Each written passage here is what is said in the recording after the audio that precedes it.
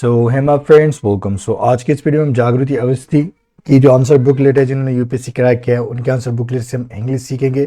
और अगर आपको भी इंग्लिश सीखना है और बहुत डर लगता है कि यूपीएससी में इंग्लिश में जब इंटरव्यू देंगे हम तो किस तरीके से बात करेंगे या कोई क्वेश्चन को कैसे समझेंगे या कोई चीज़ है, कोई मटेरियल है, कोई सोर्स है आप जो पढ़ रहे हैं यूपीएससी के लिए उसे कैसे एनालाइज करना है, क्योंकि हमें पता है कि बहुत सारा मटेरियल सिर्फ इंग्लिश लैंग्वेज में अवेलेबल होता है बहुत सारा, तो उसे किस तरीके से समझेंगे। तो हमारा वो इनिशिएटिव है। अगर आपको सारा एफर्ट पसंद आ रहा है तो आप इस वीडियो को लाइक कर सकते हैं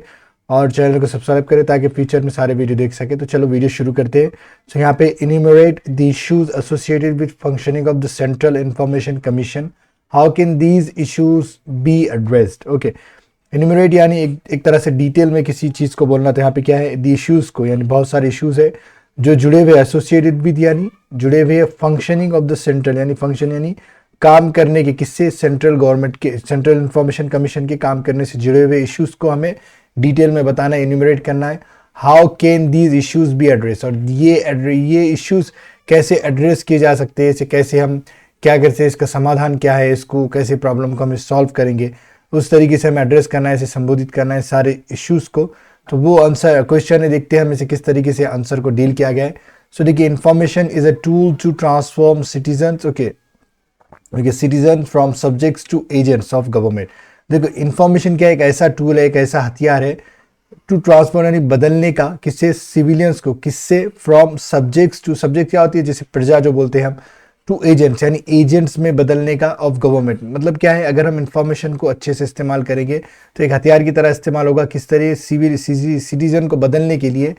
मतलब सब्जेक्ट से वो क्या बन जाएंगे, गवर्नमेंट के एजेंट बन जाएंगे, कहाँ क्या हो रहा है सब अपने को बताने लग जाएंगे इस तरीके से। तो यहाँ पे क्या इस्तेमाल हुआ, इन्फॉर्मेशन इज, ओके इन्फॉर्मेशन एक अनकाउंटेबल नाउन है, मतलब इसे एक इन्फॉर्मेशन, दो इन्फॉर्मेशन तो बोल तो सकते हैं लेकिन अनकाउंटेबल, इसलिए इन्फॉर्मेशन आर नहीं बोल सकता है, इन्फॉर्मेशन इज।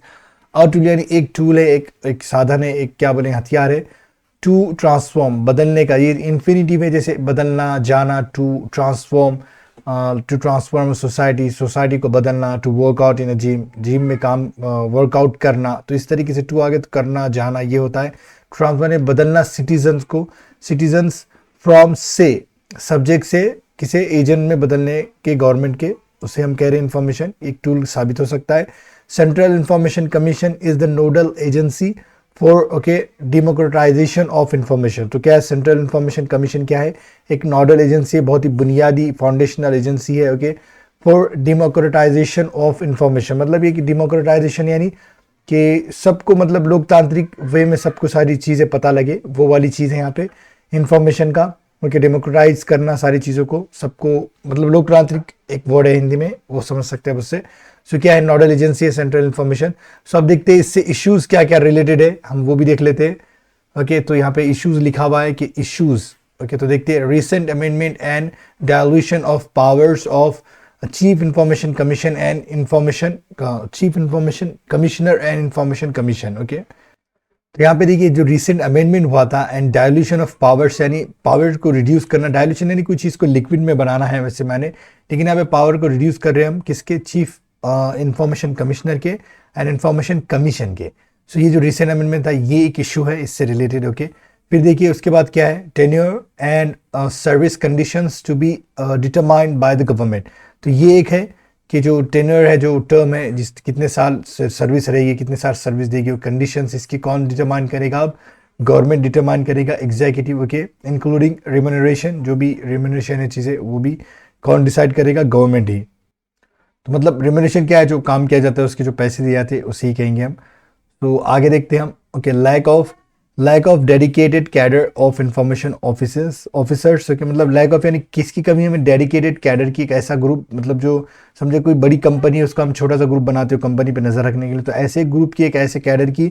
हमारे पास लैक है, कमी है इंफॉर्मेशन ऑफिसर्स की, ओके इस तरीके का एक कैडर होना चाहिए जिसमें इंफॉर्मेशन ऑफिसर्स हो और ये सारी चीज़ों की देखभाल करे, देख रेख करे, इस तरीके से हम बोल सकते हैं।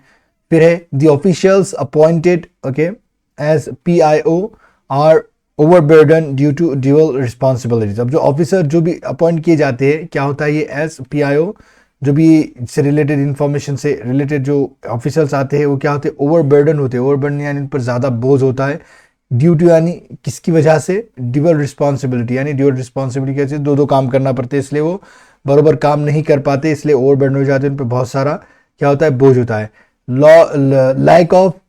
डिजिटाइजेशन ऑफ इंफॉर्मेशन, और डिजिटाइजेशन यानी जो हम डिजिटल बोलते हैं ना, वो वाली चीज़ें, तो इंटरनेट पे कोई सीधा चीज़ें मालूमात हमें नहीं मिलती है, उसे कहेंगे हम, तो ये लैक ऑफ डिजिटाइजेशन है। देखिए फिर है no financial independence and dependence on centre, मतलब नो फाइनेंशियल क्या है यहाँ पे, ओके फाइनेंशियल ही है ना, ओके फाइनेंशियल इंडिपेंडेंट मतलब इन्हें अब कोई किसी चीज़ की पैसों की ज़रूरत रही तो इन्हें कहाँ जाना पड़ेगा, सेंटर के पास जाना पड़ेगा, और वो डिपेंडेंट है किसके पास, सेंटर के ऊपर डिपेंडेंस है, तो इसको ऐसी बॉडी बनाना पड़ेगा जिससे ये फाइनेंशियल फंड वगैरह जो भी है ना आराम से ले सके और अपना काम पर ध्यान दे सके, काम कर सके। Delay in information disclosure by departments, delay क्या है, मतलब देरी करते क्या है इन इंफॉर्मेशन डिस्क्लोजर, जो भी इंफॉर्मेशन है उसे डिस्क्लोज करने में, यानी लोगों तक पहुंचाने में, जिससे में मतलब पर्चा स्प्रेड करने में, फैलाने में, जो भी डिपार्टमेंट्स हैं इनके कंसर्न वाले। Like of okay compilation, okay completion of, okay okay शायद ये like of compilation of inter ministerial data which exist in silos, okay मतलब क्या है लाइक ऑफ कंपाइलेशन, जो भी इंटर मिनिस्ट्रियल डेटा है, जो कई सारे मिनिस्टर्स मिलके जो डेटा कलेक्ट होता है उनका, वो डेटा क्या है, exist which exist in silos, मतलब आइसोलेशन में अलग अलग है, सिलोस के माने एक तरह से अलोन समझिए, सब अलग अलग डेटा है और उसे कंपाइल नहीं किया जा रहा है, तो वो भी क्या है हमारा इशू है। फिर क्या है frequent litigation against the order of CIC, अब जो भी ये ऑर्डर करेंगे उसके अगेंस्ट लिटिगेशन होते हैं, ओके याचिका वगैरह दायर हो जाती है, तो वो भी एक क्या है प्रॉब्लम है या इशू है। सो अब देखते हैं वे फॉरवर्ड क्या है इसका, way forward according constitutional status, मतलब क्या है सेटअप अकॉर्डिंग कॉन्स्टिट्यूशनल स्टेटस, कैसे कॉन्स्टिट्यूशनल स्टेटस दिया जाए, डेडिकेटेड वर्कफोर्स, एक डेडिकेटेड वर्कफोर्स हो, okay trained staff in new technologies like big data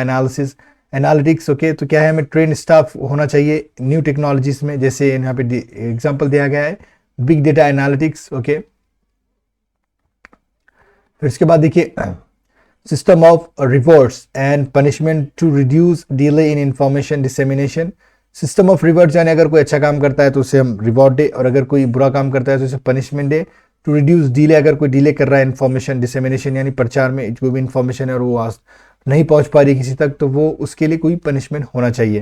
फिर इसके बाद देखिए CIC can be instrument of good governance, और ये जो CIC है वो क्या हो सकता है, एक बहुत ही अच्छा इंस्ट्रूमेंट हो सकता है, हथियार हो सकता है, या कोई साधन हो सकता है ऑफ गुड गवर्नेंस का, of strengthen through addressing above concern, अगर हम इसे क्या कहते हैं जो ऊपर के इश्यूज है, कंसर्न है, अगर हम उसे स्ट्रेंथ करते हैं, अच्छा बना लेते हैं, तो ये क्या है बहुत ही अच्छा, मतलब क्या होगा एक गुड गवर्नेंस का एक एग्जाम्पल बन जाएगा। तो ये छोटा सा वीडियो था, तो हम यहाँ पर क्या कर रहे हैं आपको पता है, कभी हम न्यूज़पेपर से, कभी हम आंसर बुकलेट से क्या करते हैं, हम